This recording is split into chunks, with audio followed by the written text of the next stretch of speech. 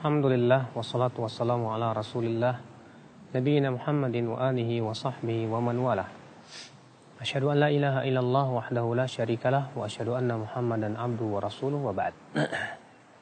Apa perasaan kita ketika melihat pemandangan yang sangat indah? Pasti kita akan merasa senang sekali.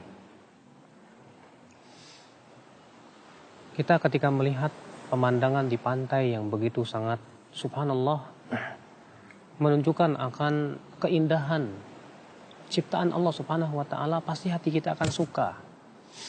Kita merasa betah dengannya.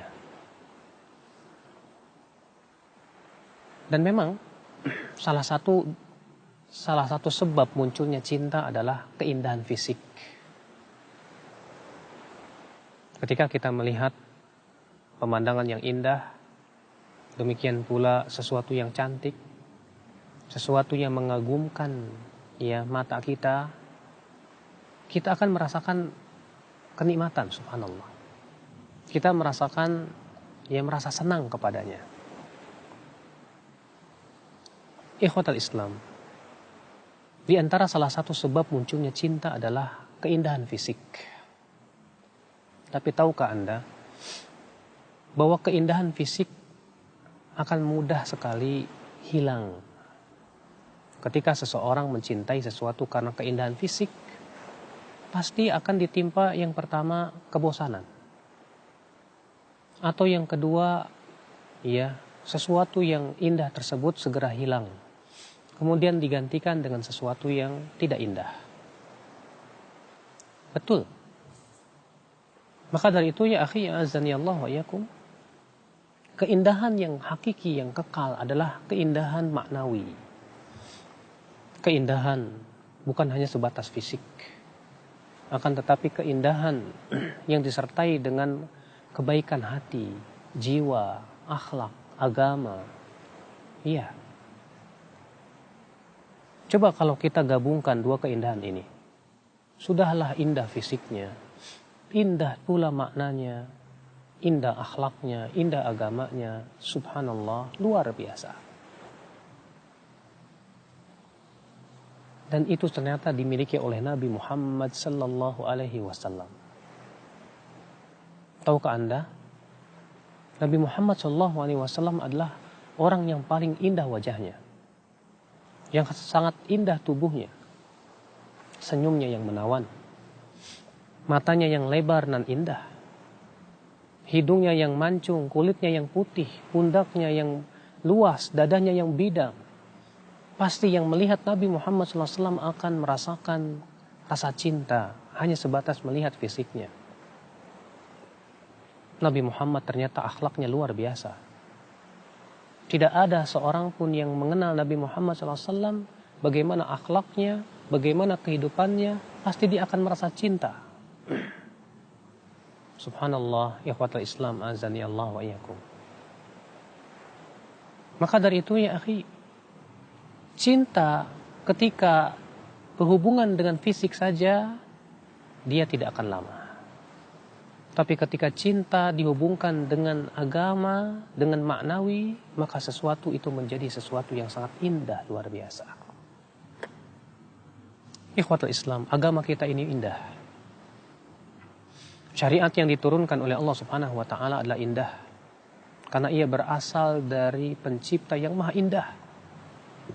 Rasulullah SAW sabda, Inna allaha jamilun yuhibbul jamal. Allah itu indah dan cinta keindahan. Maka Rasulullah SAW yang diberikan oleh Allah fisik yang indah, akhlak yang indah, membawa syariat yang sangat indah sekali. Disyariatkan kita sholat untuk bermunajat kepada Allah, mementingkan hati.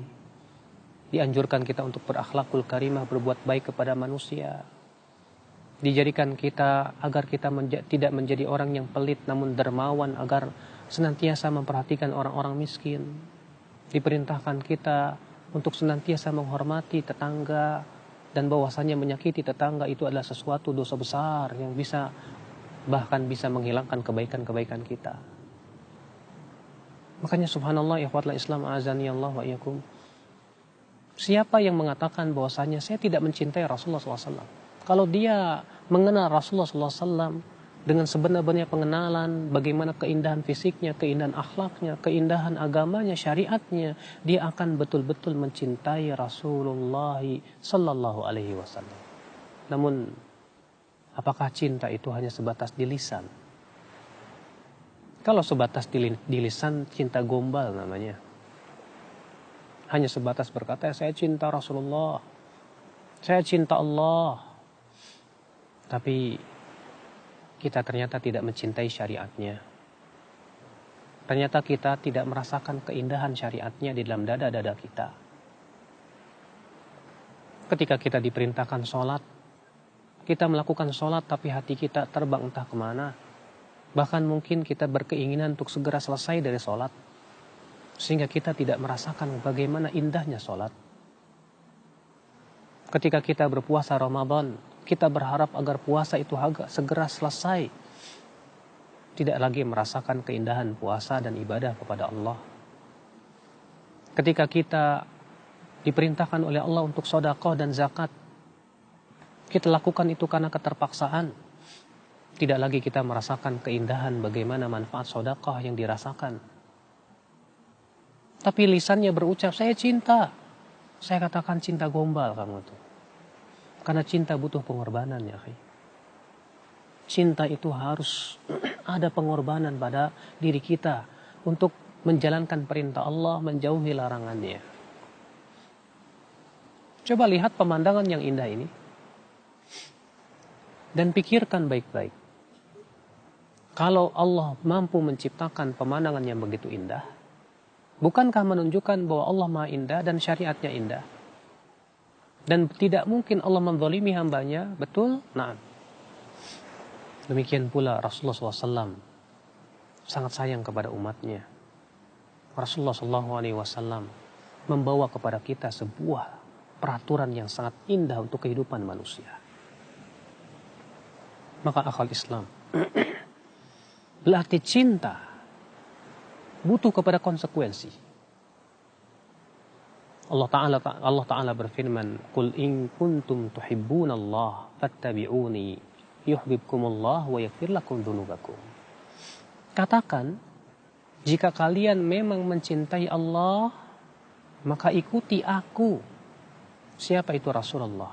Niscaya Allah akan mencintai kalian dan mengampuni dosa-dosa kalian. Baik, saya cinta Rasul. Apakah mencintai Rasul hanya sebatas dengan bernyanyi-nyanyi, mendendangkan tentang cinta ia kepada Rasulullah? Tidak. Tapi hakikat cinta Rasul adalah kita ittiba'u Rasulillah salawatullahi alaihi wasallam. Mengikuti sunnah Rasul, mengikuti perintah Rasul sallallahu alaihi wasallam. Lalu merasakan keindahannya dan kedamaiannya ketika kita mengikuti sunnah Rasulullah sallallahu alaihi wasallam. Siapa yang tidak merasakan keindahan syariat Allah, ia tidak akan merasakan keindahan surganya. Dan siapa yang menganggap bahwasanya syariat Allah itu tidak indah, penuh dengan beban, maka itu hakikatnya orang yang tidak melihat hakikat keindahan pencipta alam semesta. Lihat, Allah Subhanahu wa Ta'ala memperumpamakan orang-orang Yahudi dan Nasrani yang diberikan kepada mereka Taurat, tapi mereka tidak mengamalkannya dengan sebenar-benarnya. Apa yang terjadi? Allah mengatakan perumpamaan mereka seperti keledai yang membawa kitab-kitab besar. Kenapa Allah memberikan perumpamaan keledai yang membawa kitab-kitab besar? Karena keledai tidak tahu apa yang dia bawa di atas punggungnya. Bagi keledai itu semua hanyalah beban dan beban. Maka orang yang menganggap syariat ini tidak indah, syariat ini hanyalah beban, berarti, maaf, Allah Subhanahu wa Ta'ala mempermisalkan dia sama dengan keledai. Maka pikirkanlah baik-baik, akhi, bahwa Allah yang menciptakan keindahan alam ini mempunyai syariat yang sangat indah. Cintailah Allah, cintailah syariatnya. Rasakan keindahan syariatnya. Rasakan keindahan bermunajat dengannya. Rasakan keindahan ketika berdua-duaan dengan Allah Subhanahu wa Ta'ala. Jangan hanya sebatas kita merasakan keindahan alam semesta, pemandangan saja. Tapi rasakan pula kelembutan kasih sayang Allah kepada kita. Semoga kita termasuk orang-orang yang bisa merasakan keindahan itu secara lahiriah maupun batiniah. Semoga kita termasuk orang-orang yang merasakan keindahan ibadah kepadanya, keindahan syariatnya. Subhanakallahumma bihamdik. Asyhadu an la ilaha illa ant. Astaghfiruka wa atubu ilaik. Wassalamualaikum warahmatullahi wabarakatuh.